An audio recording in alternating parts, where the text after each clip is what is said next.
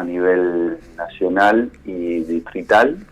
Se vota senadores en algunos casos, senadores y senadoras en algunos casos, diputados en todo el país, 130 diputados, y después en la provincia de Buenos Aires, la ciudad de Buenos Aires, Catamarca y Entre Ríos, se vota a gobernador en las PASO, y en Santa Cruz se vota a generales directamente, o sea, se vota el gobernador. No va a haber cambios con respecto a otras elecciones, digo, no vamos a encontrar con las boletas, las papeletas, como se dice habitualmente en el cuarto. No va a haber ningún cambio, van a encontrar en algunas provincias hasta 4 categorías, o sea, 4 boletas pegadas. En la provincia de Buenos Aires van a haber 8 boletas pegadas, y en el único cambio importante es que en la ciudad de Buenos Aires, aquel que vote en la ciudad de Buenos Aires vota 2 veces. Va a ir a la misma mesa, a la misma escuela, y se va a encontrar con 2 sistemas distintos de votación y 2 urnas distintas. Va a ser todo dentro del aula, por lo que me han informado, las autoridades de mesa van a estar dentro del aula y va a haber, como bien consignabas, Marcos, 2 urnas. Uno va a tomar la posición de la votación nacional, si se quiere, saca la boleta, la pone en el sobre, le ingresa en la urna y después va al otro sitio, al de la computadora, para votar en ciudad. ¿Es algo así? Así es, sí. Yo no soy el responsable de la operación esa, es la responsabilidad del gobierno de la ciudad, más la jueza federal Servini, pero por lo que me informaron, vos vas a entrar, vas a dejar tu DNI, te van a dar un sobre, vas a votar nacional, salís, pones el sobre en la urna nacional, te dan una boleta y te vas a la máquina, imprimís la boleta, porque finalmente la máquina lo que hace es imprimir una boleta, sí, y después esa boleta la pones en la otra urna. Directamente sin sobre, perfecto. Sí, doblada sin sobre. Sí. Marcos, ¿se puede cortar boleta y de qué manera se puede cortar boleta? Bueno, vos podés votar por categoría, la boleta que vos consideres. Vos podés votar, no sé, a presidente de una fuerza política, a Parla Sur otra, a diputado otro. Lo que no podés hacer, y eso te hace que tu voto sea nulo, es votar 2 veces, tener 2 boletas de una misma categoría en el sobre. Vamos a poner un ejemplo. Un votante de la provincia de Buenos Aires no puede votar en la interna de 2 frentes políticos, es decir, votar en una y en otra, elegir 2 candidatos de distintas fuerzas. No, lo que no podés es poner las 2 boletas juntas. Por eso. Podés poner a Santilli y a Kicillof en el mismo sobre. Bien. Sí, podés votar, no sé, te pongo algún ejemplo, a Schiaretti y a Kicillof, y también podés votar a un intendente de otra fuerza política. Y no hay ningún problema con eso. Y no hay problema. Poner 2 boletas de intendente, 2 boletas de gobernador y así. O sea, está claro porque las boletas están punteadas, digamos. Sí, están punteadas, está claro. Es por el lugar donde se puede votar. En cuanto a los documentos válidos, ¿cuáles son los documentos válidos para votar? Yo lo que recomiendo es que vayan con el último DNI que tienen. Lo que uno puede votar con la versión del DNI que está en el padrón. Cuando entra a padrón.gov.ar le dice la información de la versión del DNI que figura, o con el siguiente, con el último que tenga.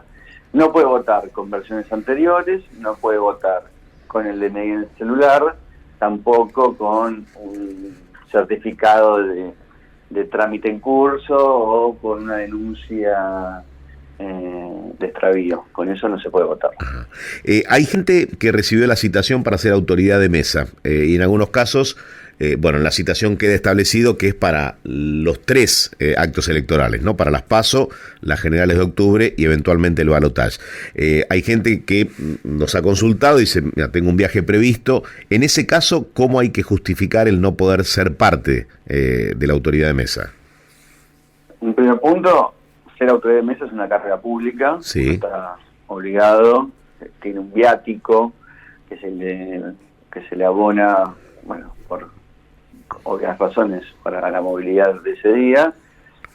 Si uno no puede asistir por alguna razón, tiene que justificarlo en el juzgado correspondiente, el juzgado federal correspondiente. Cada citación tiene un teléfono de consulta y de aviso que abre la puerta para que usted avise y mande la nota, el certificado, lo que ustedes consideren necesario para justificar esa ausencia. Uh-huh. Si un votante no emitió el sufragio en la última elección y no justificó ese no voto, ¿puede votar en estas elecciones? Sí. Los 35.400.000 argentinos y argentinas que están en el padrón pueden votar. Su voto es obligatorio. Tengas 16 años, 40 u 80, tu voto es obligatorio.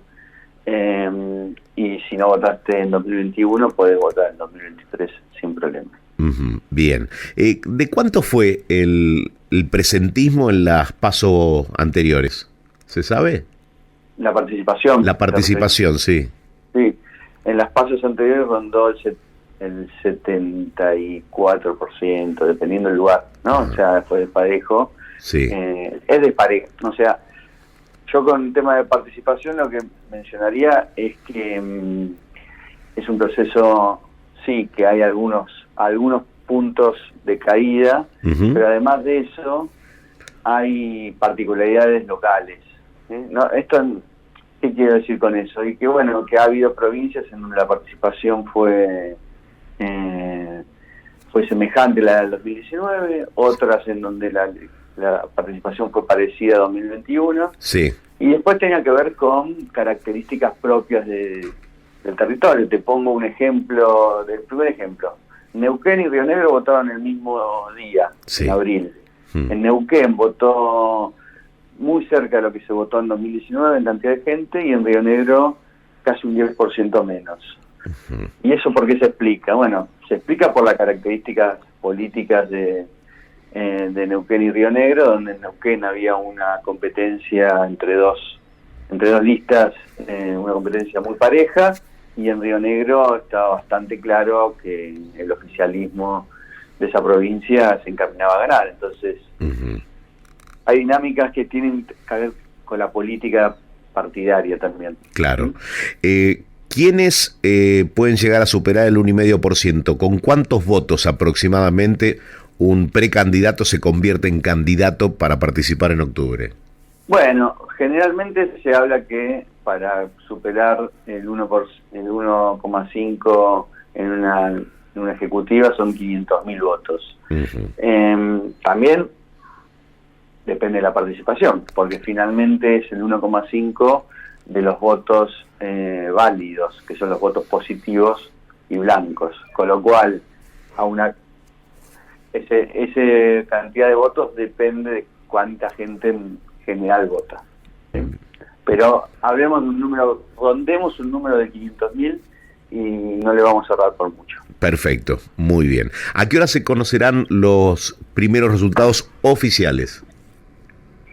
Bueno, nosotros estamos trabajando como trabajamos en 2021 para dar un resultado consolidado, representativo y rápido, y en ese sentido trabajamos bajo la hipótesis de que tenemos que dar los resultados a las 21 horas, que es el horario que se nos fija por resolución judicial. Sí. Dicho eso, con todo ese trabajo que estamos haciendo de tener un 50% de digitadores más, en el centro de cómputos pasamos de tener 1.200 digitadores a 1.800, y se desplegaron más kits de transmisión. Los kits de transmisión son los kits que permiten que desde la misma escuela donde se vota se envíe el telegrama correspondiente, y eso agiliza. Entonces el 90% de las mesas va a tener ese kit, etcétera, etcétera. Hay un gran laburo en ese sentido, consolidado, pero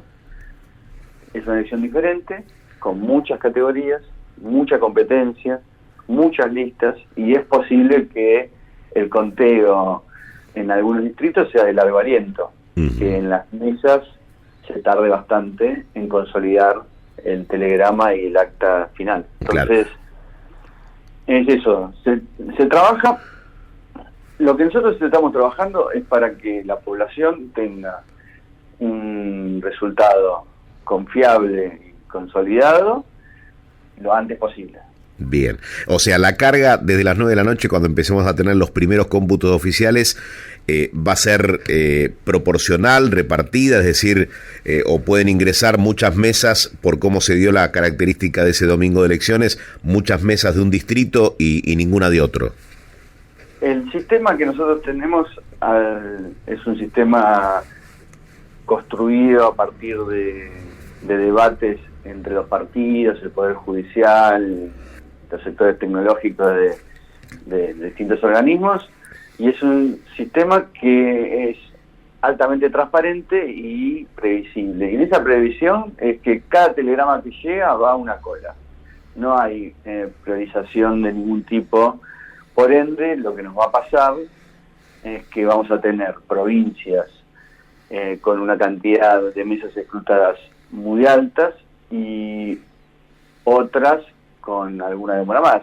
Te pongo el ejemplo, vamos con dos ejemplos. Uno es Mendoza, Tucumán y Córdoba, tienen cuatro categorías que contar y menos competencia. Entonces esas provincias, por decirte esas, pero en realidad son la mayoría, van a llegar antes que la ciudad de Buenos Aires, donde hay que hacer 2 escrutinios, y una vez que se hagan esos 2 escrutinios se transmite, o la provincia de Buenos Aires, donde hay 8 categorías. Uh-huh. Entonces, necesariamente vamos a tener para las 21 horas un panorama desparejo entre las provincias. Bien, perfecto. La última, Marcos, y agradeciéndote el tiempo que nos has dedicado.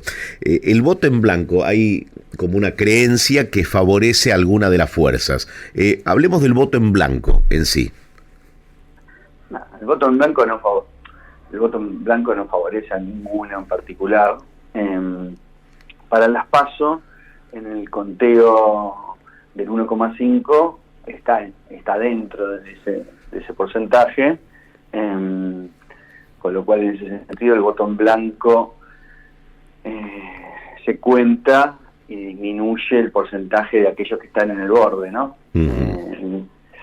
Pero finalmente esos porcentajes no impactan necesariamente, y son marginales en el caso de que pueda impactar un poquito. Uh-huh. Y sobre todo ese impacto puede ser en esos porcentajes que definen si uno está dentro o afuera, o si uno llega o no llega a rozar un número que le permite ganar en primera vuelta, o etcétera.